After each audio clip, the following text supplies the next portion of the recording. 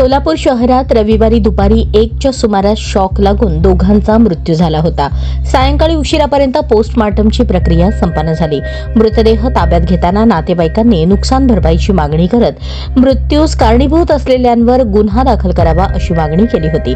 मात्र गुन्हा दाखल न करता मृतांच्या वारसांना नुकसान भरपाई मिळत नसल्याने अखेर रविवारी रात्री 8च्या सुमारास अंत्ययात्रा थेट MIDC पोलीस ठाण्यात आणली।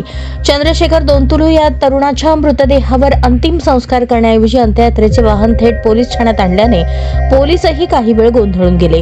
पोलीस प्रशासनाने अशा नाजूक परिस्थितीत अतिशय संयम ठेवून मृतांच्या नातेवाईकांची समजूत घालत मृत्यूस कारणीभूत असलेल्यांवर कठोर कारवाई करणार असा शब्द दिला। संतप्त नातेवाईकांनी पोलिसांच्या आश्वासनानंतर रात्री 12च्या सुमारास चंद्रशेखर दोंतुलू याच्या मृतदेहाची अंत्ययात्रा पोलीस ठाण्यातून स्मशानभूमीकडे घेऊन गेले।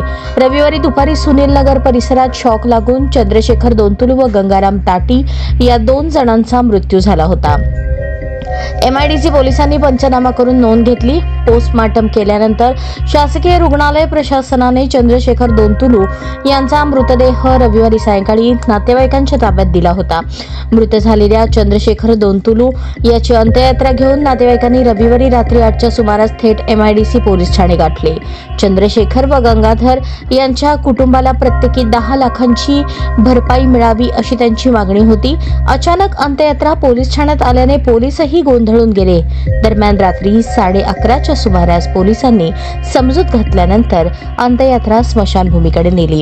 अंत्ययात्रेसाठी शेकडो लोक जमले होते, त्यात तृतीयपंथीही सहभागी झाले होते। त्यांनी पुढाकार घेत मृतांना लहान मुले आहेत, ते घरातील प्रमुख होते, त्यामुळे त्यांना मदत मिळणे गरजेचे आहे अशी मागणी केली। MIDC पोलिसांनी रात्री उशिरापर्यंत मृतांच्या नातेवाईकांची समजूत घातली आणि कारवाईचे आश्वासन दिले।